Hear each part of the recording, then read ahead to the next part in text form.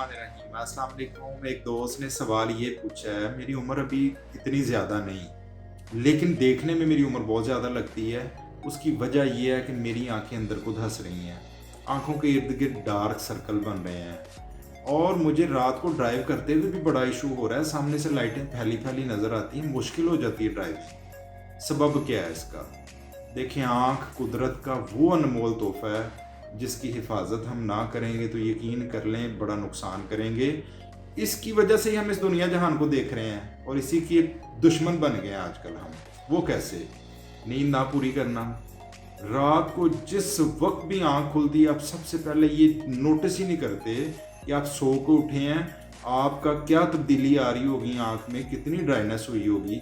फौरी तौर पे मोबाइल पकड़ते हैं, देखते हैं कोई मैसेज या आपने जनाब को आईडी ओपन कर ली, अंधेरे का ख्याल भी नहीं करना। इससे एकदम जो ही आँख के पर्दे पे तेज़ रोशनी पड़ती है, नुकसान होता है। ब्लू लाइट की वजह से आँख का नुकसान होता है।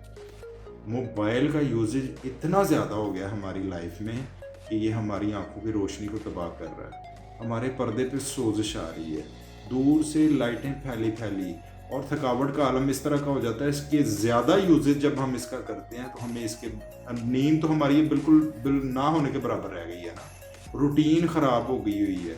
रात अल्लाह ताला की ज़ात ने सोने के लिए बनाई है, हम रात जागते रहते हैं। दिन काम करने के लिए बनाया, हम दिन के वक्त सो रहे होते हैं। तो ये जब कोई भी साइकिल डिस्टर्ब हो जाता है तो वो फिर आपकी लाइफ को भी डिस्टर्ब करता है।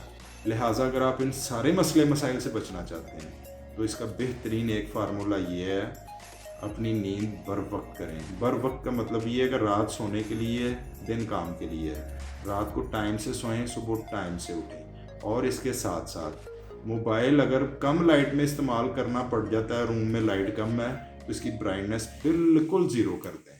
इंशाल्लाह आप बेहतर होंगे, बेहतर महसूस करेंगे। बहुत शुक्रिया, अपना ख्याल रखें। अस्सलाम वालेकुम।